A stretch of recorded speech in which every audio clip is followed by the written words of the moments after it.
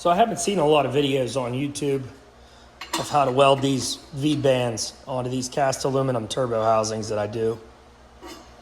So I figured I'd throw a video together and show you guys how I go about doing that. The V-band itself is just made out of a piece of billet, 6061 I believe.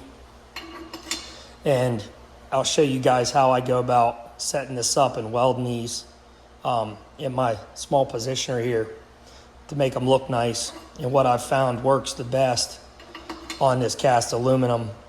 So I'll go ahead, get this tacked up, and I'll go through and show you guys my machine settings. I run a helium mix on these. I found that it really helps to get this hot enough, quick enough with the helium. And it seems like, from my experience, the helium works really good on cast aluminums. So I'll go through and show you guys how I got that set up and where I'm running the machine and how I go about it. Frequency right at 60 hertz. I like 60 hertz on a cast material. It seems like it helps really wet the puddle out. Then I ran the cleaning action right at 32. That seems to work really good on that dirtier material. And then I did run a helium mix. And the way I have that set up is I just got a small bottle of helium that I ran 5 CFH on. And then my argon, I just got it wide in there to the argon.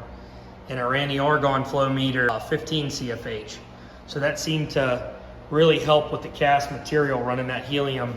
And those turbo covers being as thick as they are with that helium, it seems like it really helps get that to wet in good from the beginning without having to really heat the snot out of that material.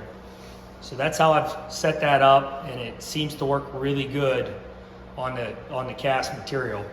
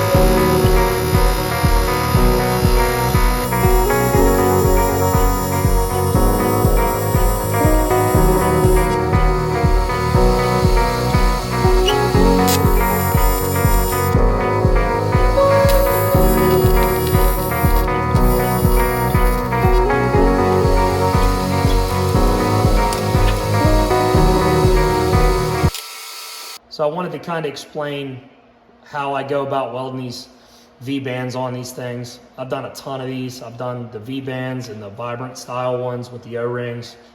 They always seem to weld pretty decent. I have no real good way of cleaning this besides just taking an end grinder with a piece of like a flapper wheel on it and going around there.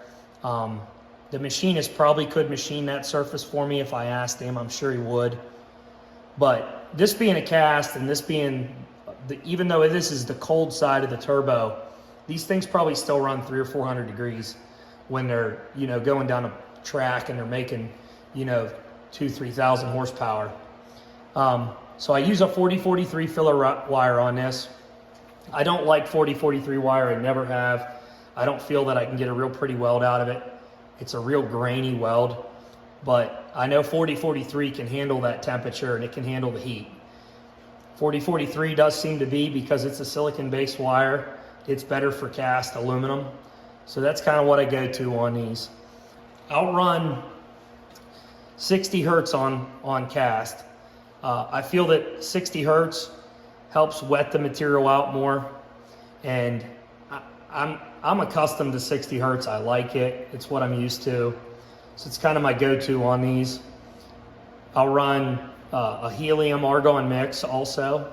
I find that adding that helium to it seems to really help with the thicker, as thick as these are, you get your puddle just establishes instantly. So it's kind of you know how I go about these. I also use, which I'll show you guys, I also have a hot plate here, and all this is an electric cooking plate that you plug into 110 and you can put a pot on it and cook. But it works really good for preheating these things.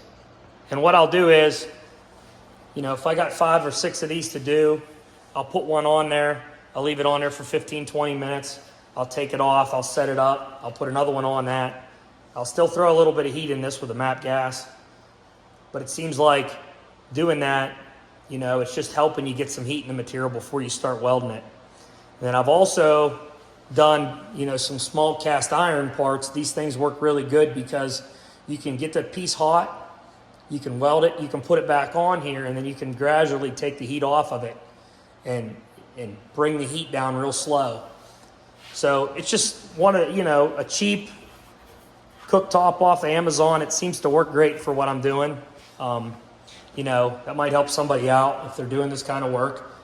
But I hope that kind of helps somebody on these. I know people weld them all the time. You just don't ever see videos of it. And they're a little bit weird to weld. But I hope that video helps somebody.